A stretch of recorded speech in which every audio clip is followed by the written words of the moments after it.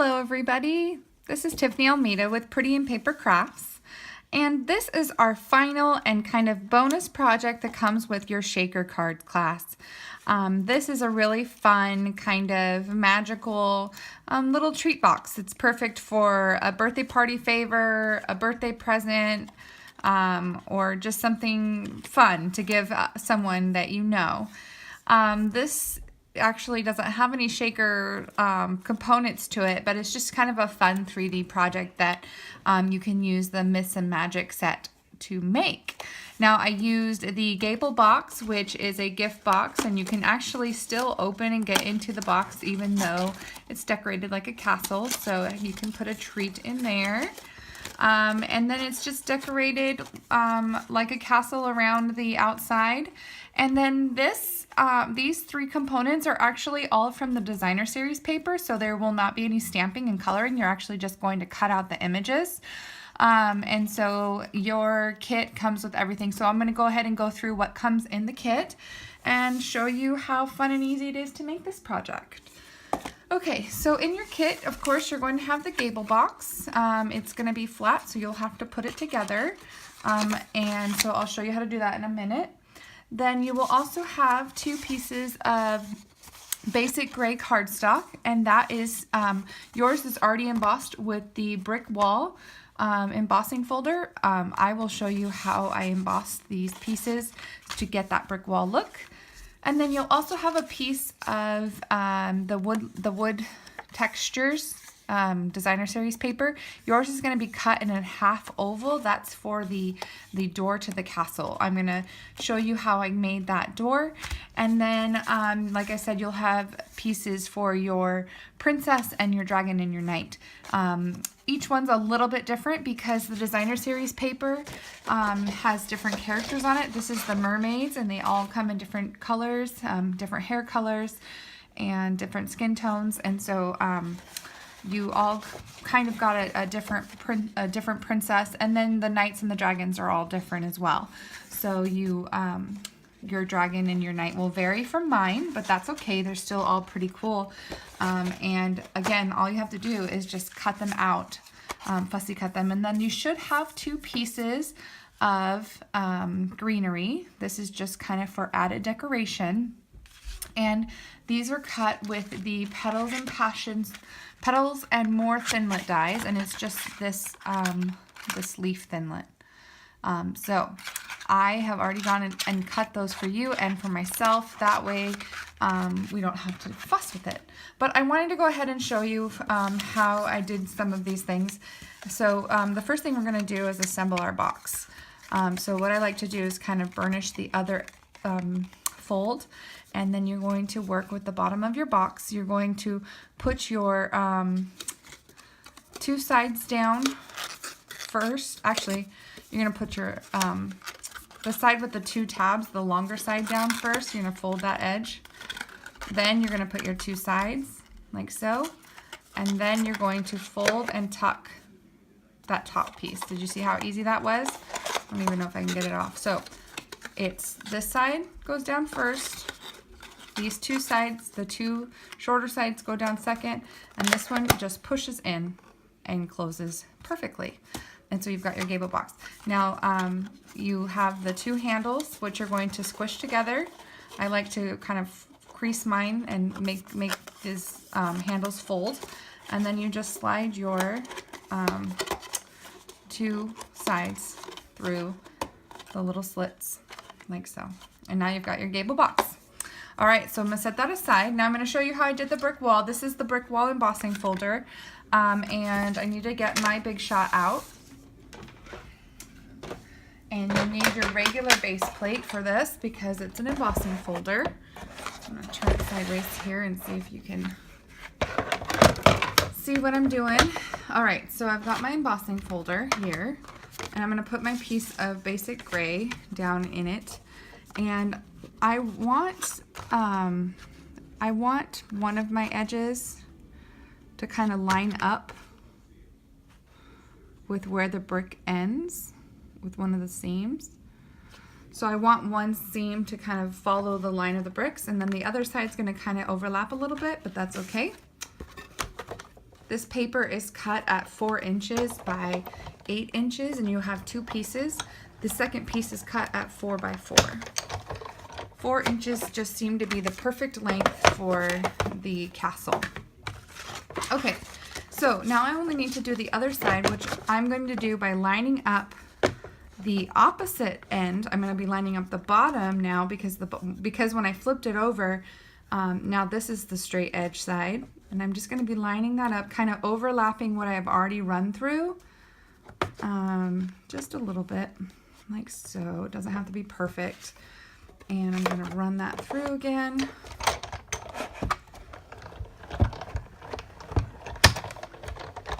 Okay.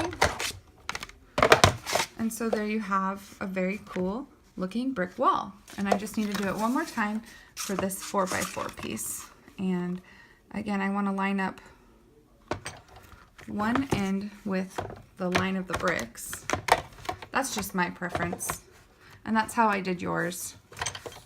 But you could do whatever you wanted. But just help me to have kind of a guideline. Okay? And there's your second piece of brick. All right. Now, the only other thing we have to do is cut the door with the framelit. So we need our magnetic plate.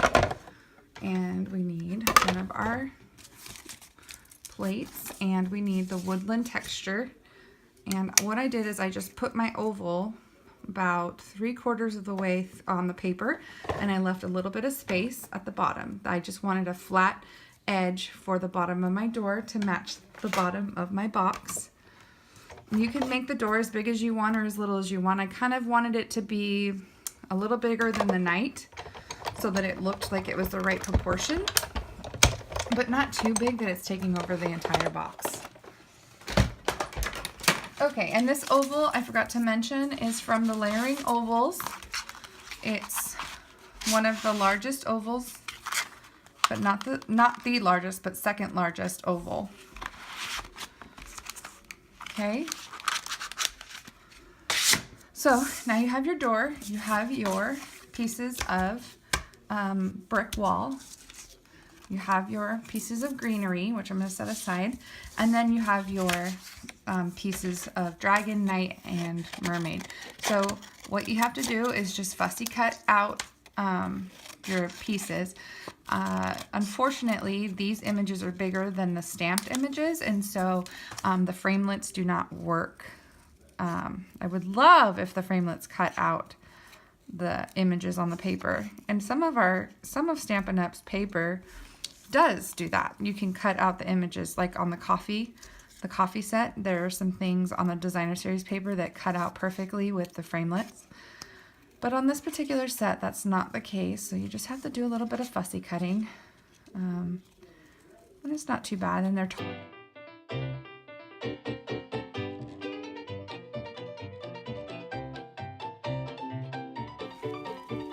oh, I actually don't need the mermaid tail. I just need her body because most of the girl's body is hidden. So you really only need her hair and her hands and her face.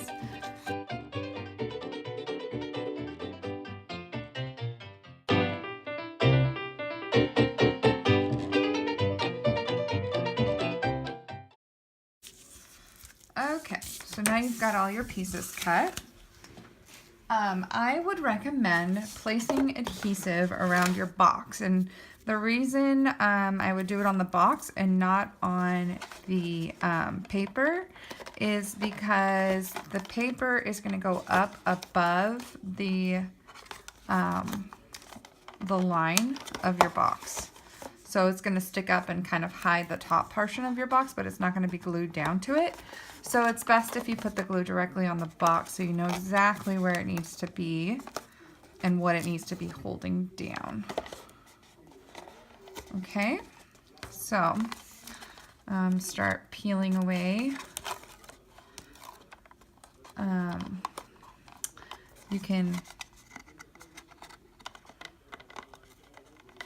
You can keep some of it on the box while you're oh wow, I can't speak. Okay, while you are gluing this down, you can keep some of your sticky backing on until you get to the point where you need to go. So start at the bottom, line it up at the bottom and on one side, like so. Glue it down and then just crease it over. And just make sure that you're flush with the bottom. That's going to be the most important. You want it to be even with the bottom. So just kind of fold it over and press it down as you go, making sure there aren't any wrinkles and just making sure you have nice creases. And then you're going to keep peeling and fold over the other side, like so. Okay, so that's where your second little piece comes in. Because this is going to cover the back, and it may not touch all the way.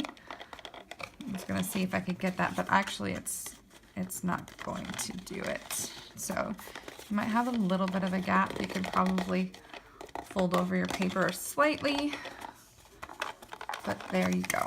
Okay, so now you've got your 4 sides of the castle, and now I use the back of my box is the 2 pieces, the 2 sides that aren't connected.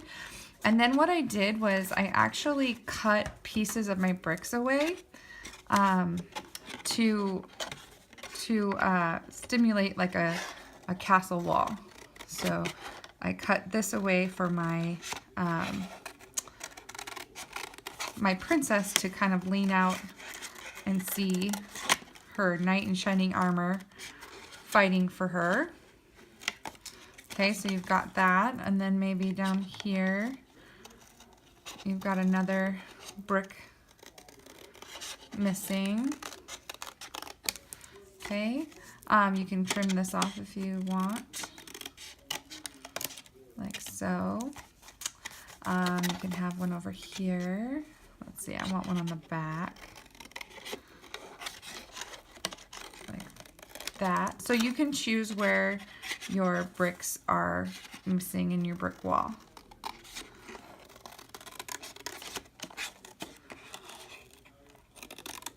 Okay, so once you've gotten that where you like it, let's see, I feel like maybe this needs to go too, just to here. Okay, so you'll cut it until you're happy with it. You'll figure out what works for you, and where you're happy with it. You can round your corners like so. I kind of don't like this little edge up at the top. I probably should have put it down at the bottom because it's kind of bothering me up here, but I've pretty much just cut them all off at this point. So, okay, so I've got my castle wall at the top. And so you're just going to glue your princess. You can use glue dots, you can use runner, adhesive, anything really, it doesn't matter. Just use something to glue her body on. And you're just going to conceal the mermaid tail. And she's just hanging out, looking down at her prince. And then you're going to put adhesive on your door and put that down. So there's your castle door. And then you have your knight. And my knight is looking towards the dragon. So I want to have my knight on the side where he's looking. And then my dragon, he's over here kind of pouty looking, but his eyes are looking that way towards the knight. So that's important to me, to have them where they're actually looking. So I'm just using dimensionals on the back of my dragon and my knight to make them pop, to give them dimension. And actually, before I glue my dragon down and my knight, I'm going to use my greenery, and I'm going to decorate the sides of the castle. Now, I can have it really anywhere I want, but I kind of liked it. I'm also going to trim it, I think, a little bit, but I'm going to glue this down to the side, and I want it to kind of wrap around the front like it's kind of vines climbing up the castle. Now, my leaves are sticky already because I used the adhesive sheets on the back of my paper when I cut it out. I tried to do that for you guys as well, but the sheets were peeling off before, like they weren't sticking. And so I was afraid that they would stick to everything else in your packages.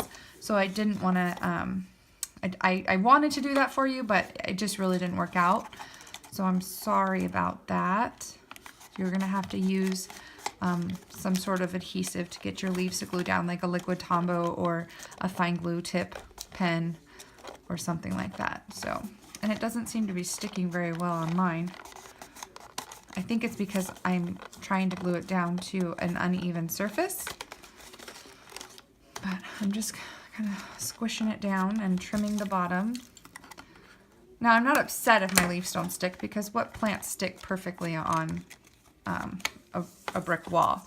They don't. So it's going to be more realistic if they don't. So I've got my dragon. I don't want his tail to be hurt. I'm going to have to kind of tilt him. I'm going to tilt him a little bit so that his tail isn't hitting the ground, getting squished, okay? And then I've got my knight. I'm going to put some dimensionals on the back of him. He's so cute. And you could even, I mean, you could even go as far as like using a sponge and distressing the brick walls.